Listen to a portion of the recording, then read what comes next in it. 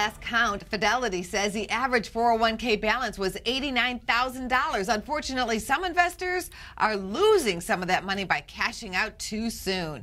Deena Carr, founder of Finance According to Your Faith, joins us on set this morning, and it seems to be young people that are cashing out too soon. Why do you think that's happening? Well, I think there are obvious reasons that the last downturn really took a hard hit on our younger generation. They were coming out of college. They stepped into situations where they thought they weren't going to have to move back home. Many of them moved back home and they were either unemployed or they were underemployed. So when they did get a job, the savings that they should have been able to accumulate, they really haven't been able to accumulate over time. So perhaps they have these 401ks with companies and then they leave the company, or heaven forbid, the company goes under. Yes. Their plan of attack should be what? To roll it over into something else and keep it as an investment, correct? Absolutely. I mean, the younger you are, that compounding works for you. So if you can roll it over into an investment, and companies like Fidelity are great at helping people roll over very easily.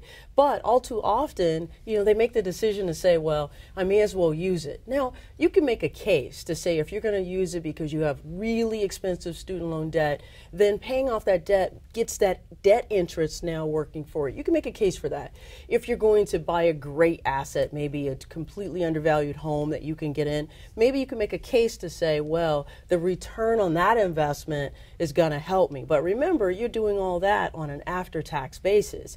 If you're in the 401k, you can do that, plus you don't have to pay taxes on it because it's all tax deferred. Plus you make contributions and you get the deductions there.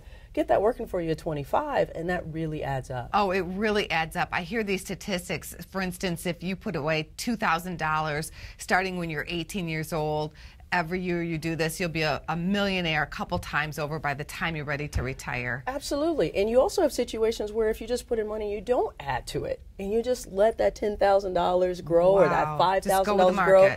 The market goes up, because if it goes up 15%, you missed out on that. Well, if you're in it, it takes you even further. So it's a better situation, if you can, to stay in the market and let your youth work for you. All right, less Starbucks, more 401k. Thank you. Thank you. Thank you.